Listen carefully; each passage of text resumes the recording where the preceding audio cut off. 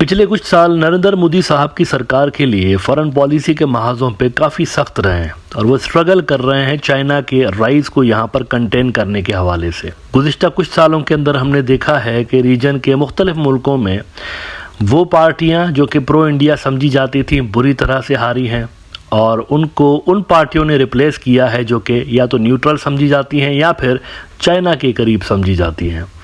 मालदीव से लेकर श्रीलंका तक और नेपाल से लेकर बांग्लादेश तक हर जगह आपको यही कहानी नज़र आती है और सोने पे सुहागा ये हुआ है कि खुद चाइना के साथ भी इस अरसे के दौरान इंडिया के ताल्लुकात इंतहाई ख़राब रहे हैं। लेकिन रिसेंटली कुछ इंडियन न्यूज़ आउटलेट्स ने ये हिंट देने की कोशिश की है कि इंडिया और चाइना ताल्लुकात को नॉर्मलाइज करने के हवाले से कोशिशें कर रहे हैं। लेकिन यहाँ पर फॉरेन पॉलिसी ने रिपोर्ट किया है, जो कि एक बड़ा इंटरनेशनल न्यूज़ आउटलेट है, कि इंडिया और चाइना के दरमियान ये जो नॉर्मलाइजेशन हो रही है इसमें वो जो मसाइल दोनों के दरमियान मौजूद थे, बॉर्डर डिस्प्यूट्स और दीगर, वो हल नहीं हुए और चाइना चाहता है कि इंडिया उनसे नॉर्मलाइजेशन कर ले, लेकिन चाइना के टर्म्स पे। अभी एक तरह से आप कह सकते हैं कि सरेंडर एग्रीमेंट वो करवाना चाहते हैं इंडिया से। फॉरेन पॉलिसी ने कहा है कि China and India haven't patched things up on the border. Beijing seeks friendly ties with New Delhi but only on non-negotiable terms. इसमें वो मजीद कहते हैं कि rapprochement comes with challenges specially for New Delhi. China seeks friendly ties with India but only on its own non negotiable terms. Meanwhile India has made concessions in pursuit of normalcy driven by Modi's affinity for China, economic and military vulnerabilities and shifting geopolitics.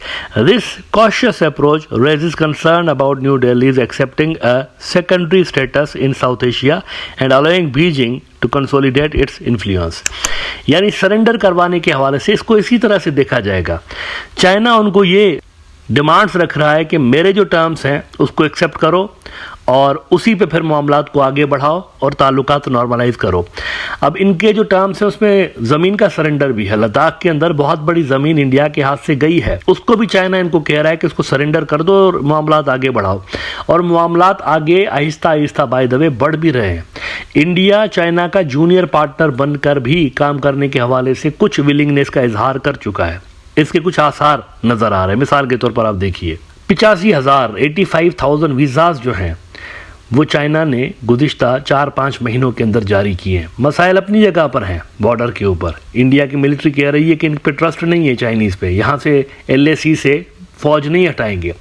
Ladakh वाली ज़मीन जो हाथ से गई है 2020 में, वो वापस चाइना इनको देने को तैयार नहीं है। लेकिन इसके बावजूद भी आप देखिए 85,000 वीज़ाज जारी किए गए हैं। इतने ज़्यादा इंडियंस जो हैं वो गए हैं चाइना बिजनेस और दीगर हवालों से। NDTV ने रिपोर्ट किया कि amid Trump's threats China issues 85,000 visas to Indian friends. The Chinese embassy in India has issued over 85,000 visas to Indian citizens between January 1 and April 9, 2025. ये साल भी नहीं हुआ, ये 3-4 महीने असल में, जिसमें इतनी ज़्यादा वीज़ाज इशू कर दिए गए। इसी तरह से डायरेक्ट फ़्लाइट्स के हवाले से भी इंडिया के ऊपर दबाव आ रहा है कि वो रिज्यूम करें नरेंद्र मोदी साहब। और ये सब कुछ एज आई सेड ऐसे वक्त में हो रहा है जब इंडिया की जो मसाइल हैं वो जूं के तू हैं चाइना के साथ। लेकिन फिर भी वो चाइना की ये तमाम बातें मान रहे हैं, जिससे ये इंप्रेशन मिल रहा है कि they have accepted the status of a junior partner. Now इस सूरत हाल में इंडिया को अपने अंदर से भी रेजिस्टेंस का सामना करना पड़ रहा है। उनके बहुत सारे बिजनेस टाइकून्स ऐसे हैं जो कि नाखुश हैं इस पॉलिसी पे। सजन जिंदाल साहब इंडिया के स्टील के एक बहुत बड़े बिजनेसमैन हैं, स्टील टाइकून बोला जाता है इनको इंडिया का। इन्होंने कहा है कि हमें चाइना को रिप्लेस करना चाहिए, चाइना +1 नहीं, इंडिया माइनस चाइना की पॉलिसी हमें अडॉप्ट करनी पड़ेगी। बिजनेस स्टैंडर्ड ने रिपोर्ट किया है JSW ग्रुप में invest ₹50,000 crore in green steel for European market. इसमें वो सज्जन जिंदाल को कोट करते हुए कहते हैं कि this time it won't be China +1, it will be India minus China. ये अंदर से देखें बिजनेस कम्युनिटी जो इंडिया की इंडियन बिजनेसमैन है बहुत सारे, वो इन पे दबाव डाल रहे हैं कि आप डाउनग्रेड करें इनके साथ ताल्लुकात। Whatever comes to India comes via Vietnam, that also now the government is trying to stop, he said। और मजीद वो कहते हैं in a few days I think this safeguard duty will be in place। और वो कहते हैं कि we have to make profits to redeploy that money to expand our capacity। China can sell at any cost whereas we have to make profits। Government of India is quite vigilant about it and they wouldn't allow the Indian steel industry to suffer. अब ये सूरत हाल है, वहां से इनको pressure face करना पड़ रहा है। चाइना इनको बोल रहा है नॉर्मलाइज करो ताल्लुकात, और नॉर्मलाइज भी हमारे टर्म्स पे करो, हमारे कंडीशंस पे करो। उधर से अमेरिका उनको दबाव डाल रहा है कि टैरिफ लगाएंगे हम। फिलहाल तो 90 डेज का पॉज है ना, लेकिन ये पॉज हट जाएगा। इनके ऊपर जो टैरिफ लगने ही लगे ना इंडियंस के ऊपर, वो इनके ट्रेड टॉक्स चल रहे हैं, लेकिन दैट डजंट मीन कि इनके ऊपर अमेरिकन टैरिफ नहीं बढ़ेंगे, लगेंगे इनके ऊपर, लगेंगे टैरिफ। इनको कुछ गिव अप करना पड़ेगा अपनी एग्रीकल्चरल इंडस्ट्री में, और दीगर जो इनकी इंडस्ट्रीज हैं वहाँ पर इनको अमेरिकन गुड्स को एंट्री देनी पड़ेगी। और उधर से उनको चाइनीज़ जो है वो प्रेशराइज कर रहे हैं कि हमारे साथ नॉर्मलाइज करिए, लेकिन हमारे टर्म्स पे ही करिए।